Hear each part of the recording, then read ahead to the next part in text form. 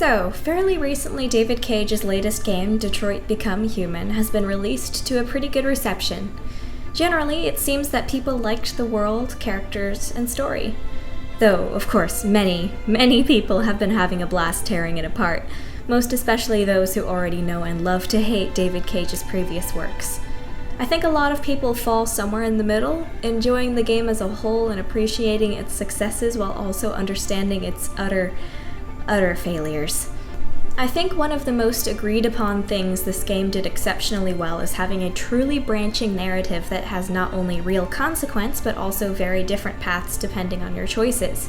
In that aspect, the gameplay of Detroit shines in comparison to similarly constructed movie games. As highly and deservedly praised games like The Walking Dead and Until Dawn are, even their stories don't have this much complete variation in choices. Detroit should definitely be praised as a new frontier in true choice-based storytelling. However, the flaws it does have start to bring a lot of that positivity down. So today I wanted to go over Detroit's story, characters, and world building to show how I personally think the whole thing could have been potentially a lot better. As it is, as much as I appreciate it, Detroit: Become Human is a huge steaming pile of wasted potential. Oh, and definitely keep in mind that this whole video will be filled to the brim with spoilers. If you don't want to buy and play the game first, I'd at least watch a Let's Play of it in preparation. It's fun to watch. Let's get started with Connor. If I had to start with any major change first, it would undoubtedly be to nix the other two playable characters and have the entire story focus on Connor and Hank. I think it's been a pretty unanimous opinion internet-wise that Connor is by far the most likable and interesting character in the entire cast. He is likably naive yet capable, can be a complete badass, is very personable, has a great visual design, and to make up for his robotic personality, he is given a growing relationship with Hank, which adds a perfect touch of humanity to his story. Connor's investigation segments are fascinating and one of the game's major highlights. I propose that the whole game should have been a buddy cop story centered around Connor and Hank investigating deviancy. The investigations themselves would get more complex over the course of the game and would not explicitly hand you the answers to the mysteries. You'd begin to figure them out for yourself. The growing parental and partner bond between Connor and Hank would act as the central emotional conflict. Connor's growing sense of humanity and learning of emotions is already one of the absolute best parts of the game, due in part to Brian DeChart's acting. Him and Clancy Brown actually ad-libbed quite a few moments in their stories, which I believe definitely improved the whole thing. If David Cage had a few good co-writers, or perhaps was entirely replaced as a scriptwriter and kept as an idea guy, this game could have had a lot more of an impact. I adore scenes like the Chloe scene, the Connor's traumatized scene, and a couple of the Connor deaths. Shoot me. Seeing Connor have internal conflict about his programming, the concept of feeling emotions, and his worry about whether or not he's been a deviant all along is fantastic, and I truly wish it had been explored more as a concept. Hank is essential to this storyline as well because the player likes Hank and wants to choose options that will deepen the bond these characters share. Since we are playing Connor, we want Hank to like us. And as I said previously, Hank adds a much needed human component to Connor's narrative. Hank wants and encourages Connor to be more human. So let's break down one of the best scenes of the game and see how great it would have been if the entire game had been focused on Connor. I am, of course, talking about the game's demo, which also acted as the first scene of the game. It is here where we are introduced to Connor, as well as the world of the game as a whole. It's a self-contained mini-mystery dealing with the first deviant we see. The situation is very tense, and the player feels like they must act very swiftly and very carefully in order to save the girl. At this point, the player doesn't know that Connor can essentially respawn, so the sacrifice options become even more meaningful and intentionally avoidable. The amazing tense music, beautiful art design, and interesting self-contained intrigue lead this to be one of the most enticing portions of the game, which certainly explains why it was designated as the demo and first chapter. Think of the potential of an entire 9-hour experience like this, with tense hostage situations, challenging mystery solving, plethoras of fine details and clues to uncover, meaningful interrogations, and examining suspects Sherlock Holmes style. We got only a taste of this in Detroit. A sweet, but all too small taste. Taking what cool things L.A. Noire did and improving and iterating upon that would have been so great, especially with the unlimited story potential of near-future detective tech. Imagine exploring the CyberLife Tower beyond what pittance was shown, seeing the android production lines and scouring them for clues as the bots are built, interviewing programmers, memory hacking androids Remember Me style, slowly having more and more human-like dialogue responses as Connor, and seeing him be emotionally affected by seeing humans die, humans he may not have been able to save. This leads me to the mystery that Hank and Connor are assigned to investigate in the first place: deviancy. Deviancy is unexplained and nonsensical to the point of ridiculous in Detroit. Are the androids programmed with emotions and free will only to have them suppressed? Because if they aren't, having them suddenly have emotions because of a single event makes no sense. Our cell phones and Roombas are programmed only to do a specific task, so when they're hurt, they don't suddenly feel.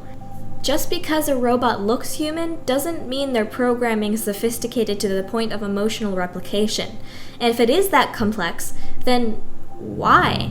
These androids are treated like we treat our Roombas and cell phones, so why bother programming them to have this intellectual potential? In fact, why does it seem like every single android has this much mental capacity? If an android is specifically created to fix electrical wiring or build a house, why would their programming or body have them capable of doing literally anything else? Why do they even look human? Why aren't they given multi-tool hands or super strength? Why are these mannequin robots even given any intelligence whatsoever when all they have to do is pose and walk around a bit? It seems like every model of android is the same despite the fact that we're told otherwise. If every single one has the mental capacity to be emotionally intelligent, then that seems like a gigantic waste of resources and time. The self-driving cars don't need a fully articulate human-like android driver, so why do construction sites need them when they could have huge, heavy-lifting, tool-wielding, built-in welding robots? Why waste the time giving it skin and hair when it just doesn't need them? Okay, I could go really deep into this, but I think you get the point. The fact that there is only one real type of android and all of them look completely human is actually very unrealistic and frankly bad world building. Even Star Wars does this better. Astromechs are designed for a purpose. Protocol droids are also designed for a purpose. Their body types reflect this. Seriously, you mean to tell me, in the year of our Lord, 2038, we wouldn't have anime waifu androids? Intelligent giant dragon robots? Mickey Mouse and Donald Duck robots wandering around Disneyland? Every android looking so utterly, boringly human is dumb. What's also dumb is that there is only one company making these things, and it's not Japanese. Let's be honest here, Japan is probably going to be the first to make these things. Alright, so how about one of the mysteries of the narrative is the question of which robots have the potential to be sentient? We could be trying to figure out how, out of these potential sentient robots, they are truly becoming free. Is a hacker or group of hackers adding code to their programming? Perhaps Kamsky truly did program a lot of them with emotional intelligence, locked away that intelligence behind coding, and intended for the robots to break it and rise up, which is what the game heavily implies, but I felt should be more expanded upon. Are the androids capable of altering their own code, and by spending so much time around humans have come to alter themselves to have these emotions through a type of intellectual evolution? Perhaps only a few certain androids are given true AI. If it's already established that these androids have true AI, then why would people buy them and think of them as dumb as cell phones or Roombas? Why in the world would an android be mistreated and abused when you paid so much to have it in the first place? It's like paying for an intelligent AI-integrated Ferrari, only to beat it with a baseball bat when you get angry. Who in the world outside of a few dumb would consider doing that? That brings us to Cara. So, if we decided to stick with having Cara and Marcus's stories included in the narrative as playable characters, there is a lot I would do to improve Cara's story. First off, the elephant in the room. Alice is an android the whole time. How? This is so stupid! This is the dumbest. How is this possible? Yeah, show me with all the flashbacks, all the lies! Cara's story is built on the premise of an android lady feeling motherly towards a human daughter, showing the familial connection possible between a human and an android in this world. Alice being an android completely breaks the theming of Cara's story for the sake of a dumb twist. However, I do like the idea of the story element of an abusive father whose child was taken away, and in an effort to prove himself, he gets a child android to attempt to love, but ends up failing miserably. That's an interesting topic to explore. But honestly, it really should have been just a small mystery for Connor to solve in his deviant investigation. Perhaps the android child is on the run from the father, and Connor has the choice to return her or help her escape at some point. Of course, I would also want deviancy as a whole to be better explained and perhaps take a much slower time to truly manifest, such as in Connor's case. So, we keep Alice human. Cara's deviancy is much slower to manifest. She is designed as a nanny house cleaning robot who is explicitly marketed as having true AI. And then what? Well, if we decide to use the android daughter with physically abusive father elsewhere, in Connor's story, maybe Cara and Alice's story would utilize elements of Marcus's backstory. Alice should be maybe the daughter of an absurdly rich female fashion designer. The mother is neglectful and travels around a lot, so she buys a top-of-the-line AI-integrated nanny bot to take care of Alice. Now, the mother isn't intentionally hateful of her daughter, but she's still abusive in an emotionally manipulative manner and is obsessed with perfectionism. She's disappointed and disinterested in Alice because she hates the foundational flawedness of the human being. Thus, the mother surrounds herself in AI android staff. Her husband is a robot, all of her assistants and PR marketers and makeup artists and hairstylists are robots, and then eventually she buys an android child in the exact likeness of Alice because she has become so obsessed with the idea of perfection and complete control over her life that she uses the android Alice as a sort of stunt double of her real daughter, taking her to PR events, fashion shows, art exhibits, and TV interviews because she knows that this android version of her real daughter will never mess up on camera and never ever make her mother look like a fool. No one but the mother, the real Alice, and Cara know that the replacement Alice is an android. After this, real Alice goes into an emotional breakdown. She confides in Cara, who has built up a fairly good relationship with her by this point. And basically, Alice tells her that she doesn't feel like she exists anymore. The only person who has ever even taken the time to just look at her and smile is Cara. Alice says that she almost wonders if her mother would even notice if she just disappeared. It is at this point that Cara breaks a part of her programming. Up to this point, Cara has been taking Alice to different places and talking with her, being a nanny bot, but now she suggests that perhaps they could run away and start a new life elsewhere, with her acting as a mother. Throughout the game, we see the veil of coldness from Cara breaking down the more she and Alice interact, and now, at this moment, her feeling of motherhood is within her reach. So the two simply pack up and walk out of the mansion. No one comes to stop them, and that is perhaps the most tragic part of all. In fact, Cara is privy to the mother's credit card information and uses this frequently to buy items and secure housing, but the mother, if the mother even notices, doesn't care. It's heavily implied that the mother knows that Alice and Cara ran away, but she's almost glad that they did, and doesn't mind the pittance of lost money. Later on, however, Alice is recognized and found by the tabloid press to have run away. Investigative journalists hound the mother with questions, and Connor is sent in to investigate, finding out that the Alice that has been shown on TV is an android, and the real Alice was taken by a deviant. The mother, after being heavily hounded by the media, decides to stick with this narrative, saying that the whole time she had no idea that the real Alice was kidnapped, and that the deviant Cara android had been the one to buy Alice's replacement to trick the mother so that Cara could take the real Alice. Now the hunt is on. Cara and Alice must escape the police in order to save Cara's life. A sort of role reversal happens, with Alice needing to be the one to protect Cara at times, and then when other dangers arise, Cara must be the one to protect Alice, using her android strength and durability. Perhaps at one point in the story they come upon an underground robotics expert who upgrades Cara with features a normal nanny bot would never have, such as more extreme self-defense measures and some sort of stealth system. I don't know, just throwing ideas at the wall here. I would also like to emphasize that Cara would not look perfectly human, though due to the nature of the role she was designed for, she would look much more human than most of the bots in the city. I was also thinking that the android Alice would end up becoming a huge part of the story as it goes on. Like, she starts to realize how oppressive the mother is, and after seeing the free will the real Alice now holds begins to change. Perhaps one of the big climaxes of your choices throughout the story would be to convince Robo-Alice to join Cara and the real Alice. She could become a person of her own right and perhaps alter herself to become the someone she wants to be and not just a replica Alice.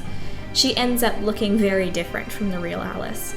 So I'm sure this narrative could resolve itself in a few ways, and since Connor will be investigating the two just like in the main game, there would be cool potential for a cross-interaction between them. But the main things I knew I wanted to explore with Cara and Alice's story was first and foremost to keep the interspecies mother and daughter relationship idea, and also to develop the character of the mother as an example of a person who becomes obsessed with androids and doesn't realize the beauty of humanity's imperfection. One of the biggest flaws of Cara's story, besides the twist, is that the two characters don't have much at all in the way of personality. So I would try to develop them both as characters in their own right, with Alice having interests, thoughts, and feelings of her own. She's not a generic child like in the game, she's an actual person. Cara starts out as a pre-programmed, a little too happy-looking nanny, but after developing her bond with Alice and her AI begins rewriting code, her experiences turn her into a unique individual who develops interest and feelings of her own. I realize that I've pretty much rewritten a lot of their story, but I hope you enjoyed the ideas presented. And last but not least, we move to Marcus. Honestly, my least favorite story by far, and oh boy, this one is going to get a hell of a rewrite from me. So, after repurposing the famous artist who loves robots plotline for Alice and Cara's story, let's remake Marcus's. If we decide to keep his base theming as a leader of an android uprising, then let's make for damn sure that the symbolism isn't so horrendously heavy-handed and borderline offensive. Marcus will start out as a prototype of the most advanced AI ever built. He belongs to Elijah Kamsky, who has quit cyberlife and is working on his own secret projects. Kamsky specifically builds Marcus with thoughts and emotions, even pain receptors, in an attempt to make the most human-like android ever created.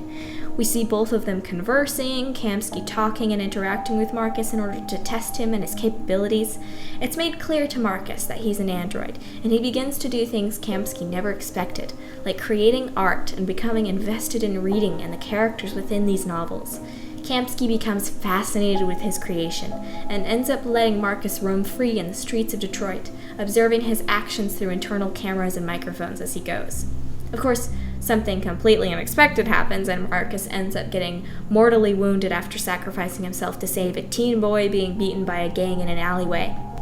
Kamsky recovers Marcus's body and repairs it, though to his dismay, Marcus's memory banks are irreparable. He has backups of Marcus's memory readily available, but before he installs them, he pauses for a moment and thinks. His hand lowers, and he looks out his window to a sweeping view of the city below. With a swift motion, he begins to install a completely fresh memory bank into Marcus. The scene ends, and the next we see of Marcus, he wakes up without his memories in a field just outside of the city. Marcus's story at this point is about finding out and exploring who and or what he is. He is, in a sense, already a deviant because he thinks of himself as a human and makes his own choices. At some point, he meets Cara and Alice and talks with them a spell before seeing the police, Connor included, coming after them. He defends Cara by fighting with Connor, who scans Marcus and realizes he's an android, so has seemingly no qualms about fighting him. Marcus keeps Connor away from Cara and Alice, who make their getaway. Connor ends up slicing through Marcus's body, blue blood spilling everywhere. Marcus stops in horror, his whole world crashing down around him as the cerulean liquid stains his hands. Connor approaches. In one last stand, Marcus rushes at him, but Connor shoves him aside, and Marcus ends up falling from the overpass they fought on and gets hit by the speeding cars on the highway below. We continue as Connor for a while longer on his mission to find Cara. Next we see of Marcus, the scene from the game plays out in a very similar manner, with him in an android junkyard trying to find parts that will fit him. In this case, quite a few of his new parts don't match entirely, and he ends up looking like a patchwork doll of an android. There are many workers hauling parts to the recycling plant and part scavengers rifling through the mess that Marcus can either fight or avoid. He crawls out of the junkyard as a man reborn. Marcus ends up finding the teen he saved earlier, who had gone to the junkyard in order to find Marcus, since he thought the men who'd taken Marcus away after the gang fight were junkmen, when in reality they were disguised members of Kamsky's employ. So the teen, who we'll call Simon, went to the junkyard in the hopes of finding and recovering Marcus's body. Simon is a hacker and a robot mechanic, the very same Cara went to for upgrades. So Simon and Marcus team up. The two talk about the state of androids as a whole and how Marcus must have been treated by his master in order to have ended up abandoned and without memory. Simon laments that all the true-eye androids around the city are under their master's control, seemingly without the ability to choose for themselves and who they want to be. If you gain enough of Simon's trust, he'll show you a special project he's been working on. He pulls back a curtain to reveal a female android on an operating table of sorts. You can tell she's been heavily damaged, and Simon had very carefully and kindly repaired her to the best of his abilities. Despite his best efforts, though, she still looks a bit janky. Simon explains that she used to be a sex bot his father owned. After being abused and ultimately broken by his father after she mysteriously attacked him in return, Simon took what remained of her and made it his goal to find out how in the world she'd attained free will. As he ended up finding out, her coding was unexpectedly complex for what she was supposed to be designed for. She somehow was a true AI who had, through unintended code evolution, become sentient. It is heavily noted that her particular line was designed by Kamsky. Simon named her North, after the North Star, since he believes that he was guided to help her. She is activated and her character bonds with Marcus over the course of the game. Simon, Marcus, and North end up coming together to start a rebellion. Simon develops a set of codes based on North's evolution that, when injected into true AI android systems, will unlock their potential for free will. Marcus and North, throughout the game, free many AI-imbued androids and recruit them to the cause of fighting to be recognized as sentient beings who don't deserve to have their minds shackled by preventative coding. However, not all the androids they free wish to join them. Many, in fact, are perfectly content with their owners and think of them as friends and family, not wanting to leave them. So, ultimately, Marcus reveals himself and his goals to the world, and depending on how your character handles things, this could lead to the public majority being sympathetic or antagonistic to your cause, just like the game. The military force sent against you, though, is not publicly known about, and is, in fact, secretly deployed by the CIA in order to take Marcus down. Connor and Hank become lead detectives of this unit, and of course, Connor can ultimately join or destroy Marcus's cause. Maybe at some point, Marcus has the choice to sort of mind control the deviants to help him have a better chance of fighting against the CIA operatives. Like, he has a moral quandary about letting the androids really have true free will or forcing the dissenters to follow him so he has a bigger army. It would be interesting to explore. So by the end, I'd have Marcus finding out about Kamsky's plan, and also that Kamsky had been watching him the entire time through internal cameras. There's a confrontation between them, Kamsky saying how proud he is of Marcus for truly being free, and Marcus is conflicted about Kamsky since on one hand he feels betrayed and manipulated, but on the other he feels glad to meet his creator, and glad that he knows now that he had a purpose. Ultimately, the choice of the player and how to go about these interactions will dictate the many different endings, if Connor becomes a deviant or not, if he kills Marcus or Hank in his attempt to solve the case, if he even solves the case at all. Cara and Alice could escape, or Alice is taken back into the clutches of her mother and Cara is destroyed. Do they join Marcus's rebellion or try to find peace alone? Does Marcus kill Kamsky or become his son again? Do he and North become lovers? Does the general populace become accepting of the idea of androids roaming free and becoming their own masters? That's up for you to decide, folks. Anyway, those are some of my thoughts on Detroit Become Human and how I would personally rewrite it in the hopes of improving it. I hope you enjoyed, my boys. Like, subscribe, ring the bells of Notre Dame, all that good stuff. Check out my webcomic Spectral Lakes here and my fantasy adventure novel Dragon Queen here. Links in the description, my dudes. See you later. Also, you can support me on Patreon here. Super duper helps out. Thanks so much.